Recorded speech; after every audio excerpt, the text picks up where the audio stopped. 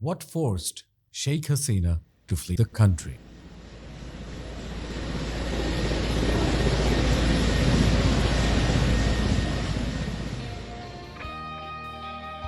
The moment Sheikh Hasina stepped down and fled the country, it was like a wave of relief and joy swept across the nation. Thousands poured into the streets, cheering, singing, and waving flags. Gana Bhavan, the parliament building, and the Prime Minister's office became symbols of the people's victory as they were filled with crowd celebrating the end of an era. This wasn't just a victory for one group, it was a victory for everyone. Students, teachers, parents, farmers, workers, and people from every walk of life came together, breaking down barriers of class, caste, and background. United as one, they celebrated a new beginning for their country. Every corner of the nation lit up with hope and happiness. Streets were alive with music and laughter. Families gathered to celebrate, and strangers hugged each other in pure joy. The air was filled with chants of freedom, and for the first time in a long while, it felt like the country was truly free again.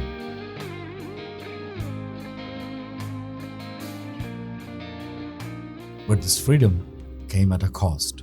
While the people celebrated their moment of liberation, chaos quickly took hold. Government offices and the homes of politicians were looted and burned in the frenzy.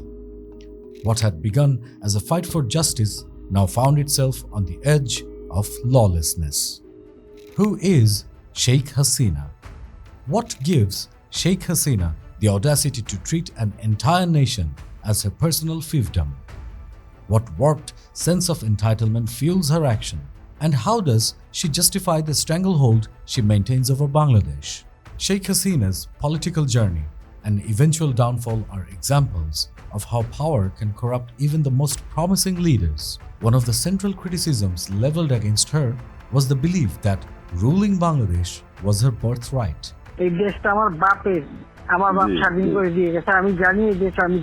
This sense of entitlement, rooted in her lineage as the daughter of Sheikh Mujibur Rahman, the father of the nation, shaped her mindset and drove her actions, often to detriment of the nation and its people. Hasina's worldview was deeply entrenched in the notion that her family's sacrifices for Bangladesh's independence granted her a permanent claim to power. She portrayed herself as the custodian of her father's legacy, frequently invoking his name and achievements to consolidate her position. This sense of dynastic entitlement alienated many, as it reduced Bangladesh's democratic governance to a family affair. This sense of dynastic entitlement alienated many, as it reduced Bangladesh's democratic governance to a family affair. Her belief in her own dispensability manifested in consolidating power. She systematically dismantled opposition voices, using state institutions like the judiciary, police, and election commission to crush dissent.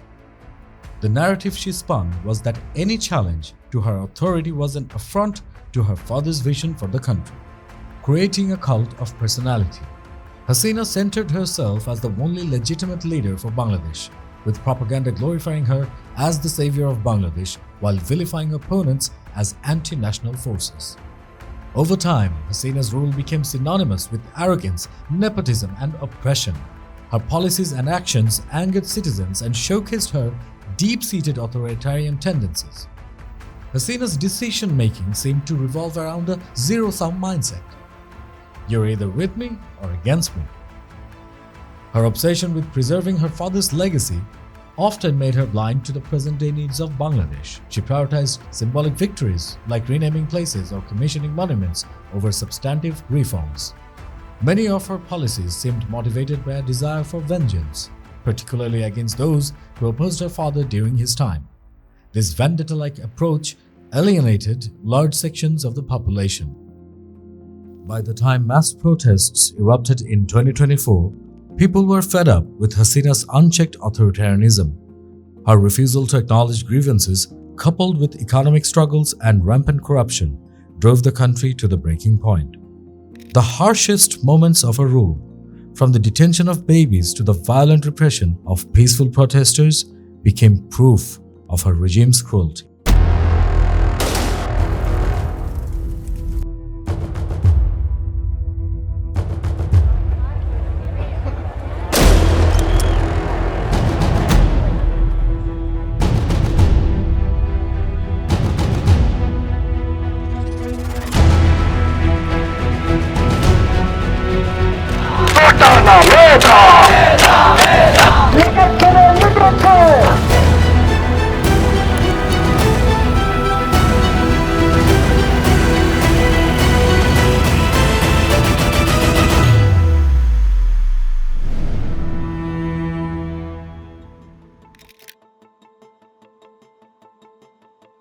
The blackout that silenced a nation was just the beginning.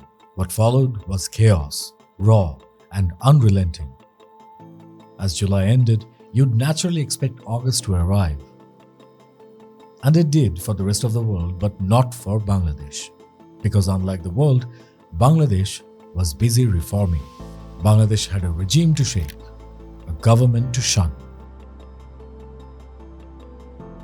On 1st August or 32nd July for the revolutionaries, the government took a major step by issuing a gadget banning Jamaat-Shibir under the Anti-Terrorism Act.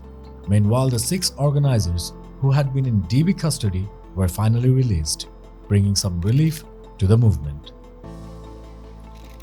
Protesters responded with mass processions and funeral prayers to honor those who had lost their lives in the struggle. The fight for justice and accountability continued with the same determination. On the same day, they marched to remember. Justice for the fallen. A day of tribute became a new dawn of defiance. The government tightened its grip. But for every chokehold, a voice was born. And so was a revolution. By the 2nd of August, 2 more lives were lost during clashes between Awami League activists, police and protesters. Despite the violence, people kept protesting, demanding justice for those killed and an end to the police crackdown. Thousands of people, including students, teachers, parents with kids, lawyers and politician activists, came together for a peaceful march, calling it the Droho Jatra, starting at the National Press Club and ending at Shahid Minar. Members of cultural organizations joined too, reciting poems, singing songs and performing street dramas to show their support for the cause. Because going online was not an option, as the internet vanished faster than the politicians during this crisis. But the youth, they weren't done typing. They found new ways to speak, to shout, to fight, because in world of locks, someone always has the key.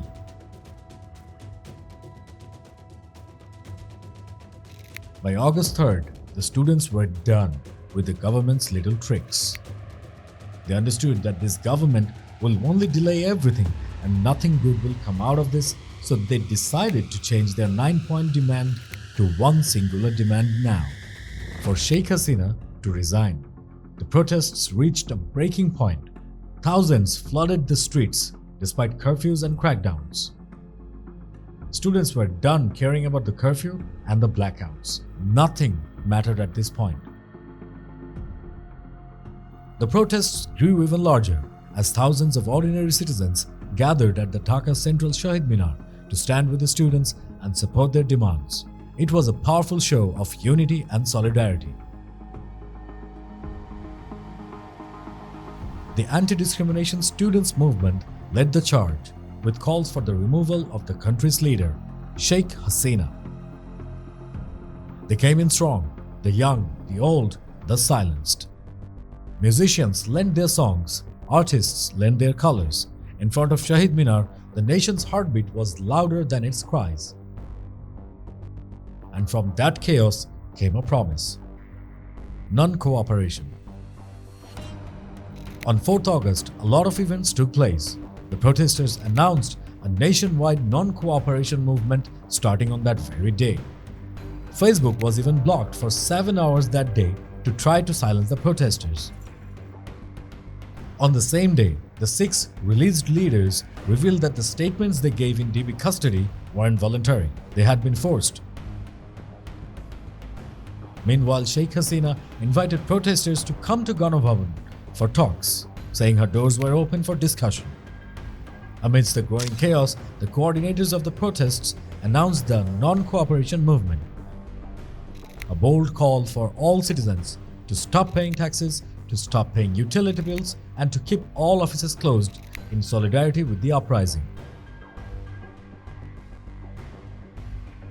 But the night of August 3rd brought an alarming twist. Ubaidul Qadir, a key figure in the Awami League, urged Awami League supporters to take up arms on the 4th. The tensions were rising, and it was clear it was do or die.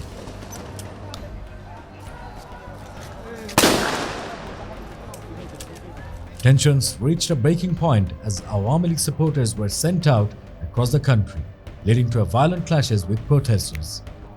The chaos claimed at least 93 lives. Anger boiled over as the homes of several ministers and MPs were attacked. In response, Prime Minister Sheikh Hasina urged the public to resist saboteurs with an iron hand, doubling down on her stance against the unrest. Meanwhile, the Awami League launched its own counter-protest, attempting to suppress the voices calling for change. Violence flared as two opposing forces collided. By the end of 4th of August, the protests had reached its most difficult and horrifying phase. The largest gathering in Shahid Minar became a symbol of the revolution, with bloodshed following closely behind. That day also saw the bloodiest clashes between protesters and government forces. The Awami League retaliated with the order "Shat Minute Mat Faka," escalating the violence. Meanwhile, teachers proposed plans for an interim government, assuming the Awami League must step down. On the other hand, protesters, determined to keep the pressure on, called for the citizens nationwide to join a massive march to Dhaka. This was also the night when the coordinators came together and announced that the Long March to Dhaka will be held a day earlier, on 5th August instead of the 6th.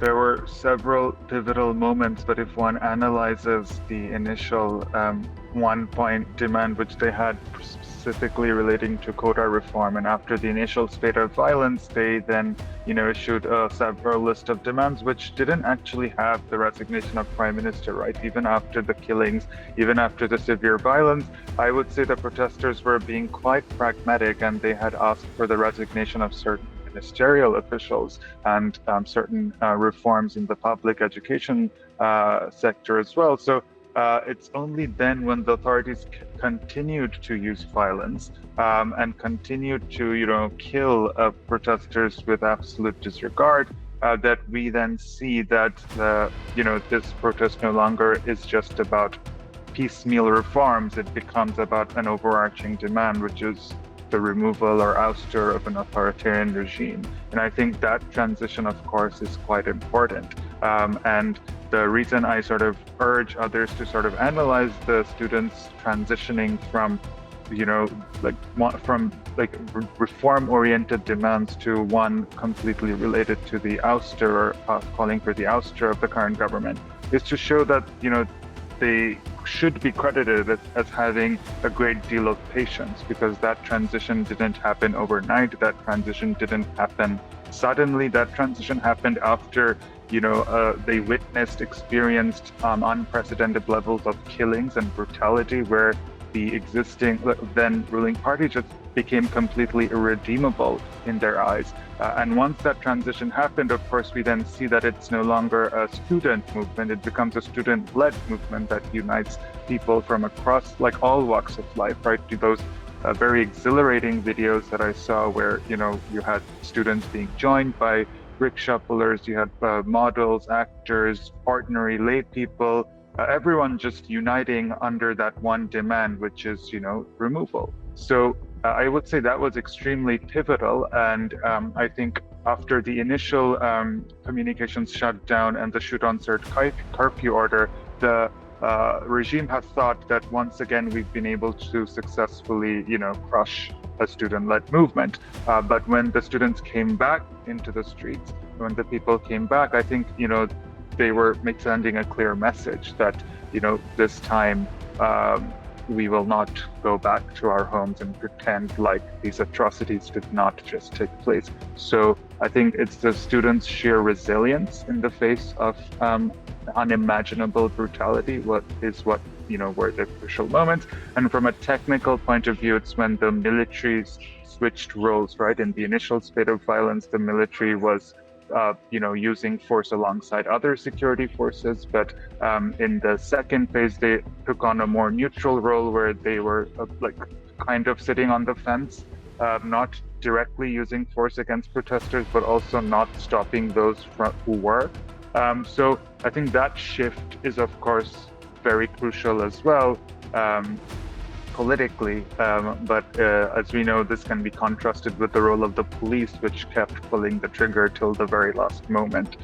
So I guess a crucial question is, why did the military change its behavior between the two phases of violence? I mean, that's a question that is worth taking up as we study this revolution.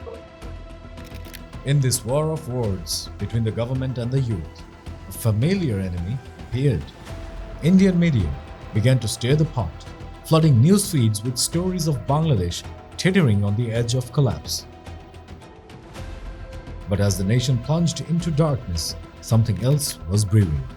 Indian media took it upon themselves to spread misinformation, distorting the truth about Bangladesh's crisis at a time when the country could barely speak for itself. It raised a troubling question: was India really a friend?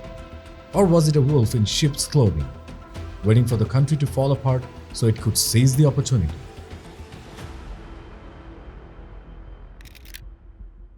On 5th August, the streets of Dhaka erupted as thousands of people defied a strict curfew, attempting to gather at the key intersections and enter the capital. Violent clashes broke out between protesters, law enforcement, and ruling party supporters. Despite calls for harsher crackdown, the Prime Minister was advised that increased force wouldn't work. To control the flow of information, a nationwide internet blackout was imposed again from 10 a.m. to 1:30 p.m., during which the army chief announced he would address the nation. Behind closed doors, discussions with her family led to a dramatic decision. Sheikh Hasina agreed to step down. She decided that at this point she had to step down and leave. Sheikh Hasina fled the country and left the nation in shock. The response was immediate and overwhelming. Thousands of protesters breached Gana Bhavan, the parliament building, and the Prime Minister's office, flooding the streets in celebration. The fall of Sheikh Hasina marked a historic moment as the people reclaimed their voice and their power. But victory came at a cost. While the people celebrated their moment of liberation, chaos quickly took hold. Government offices and the homes of politicians were looted and burned in the frenzy.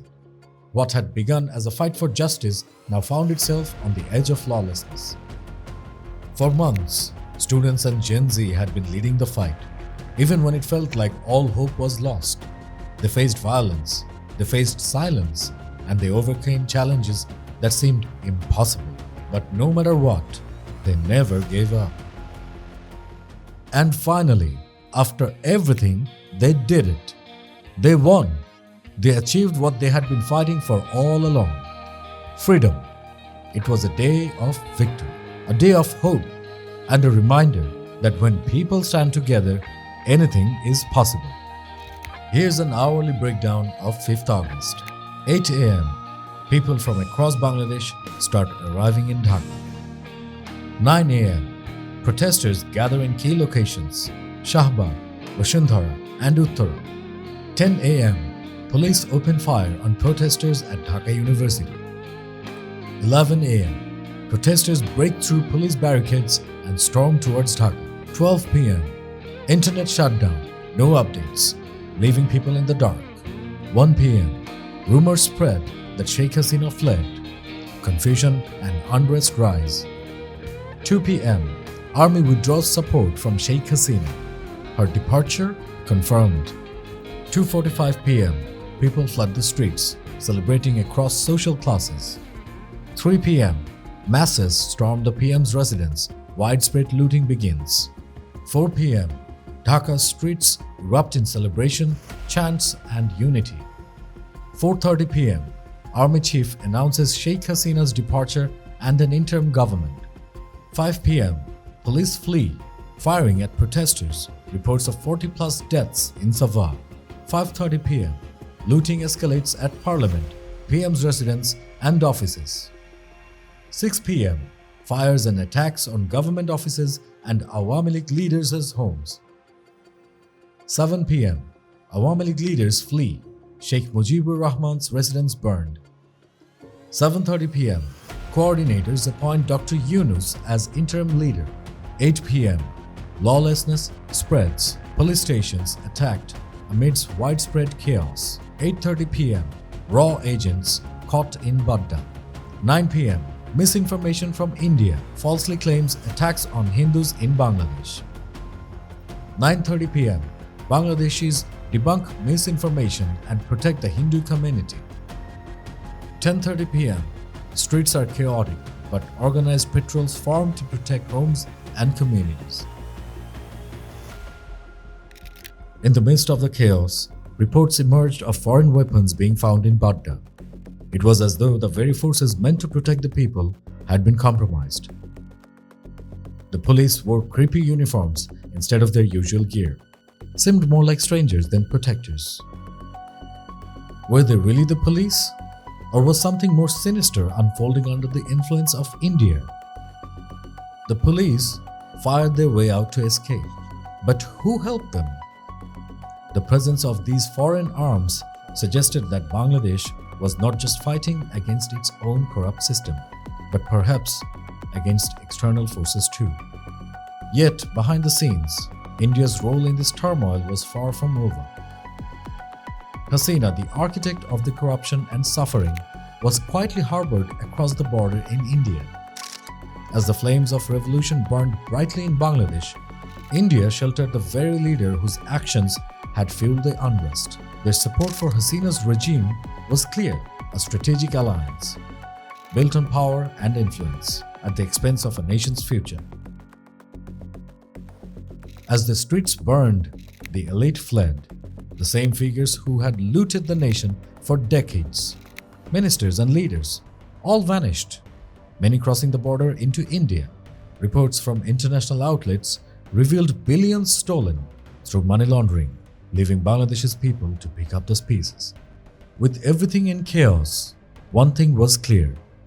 The revolution was not just about bringing down a government. It was about rebuilding a nation. And for now, the streets of Dhaka are both the battleground and the birthplace of a new hope. But as the dust settled and the streets emptied, one question remained. Did the revolution truly free the people? Or was it just the beginning of a new struggle?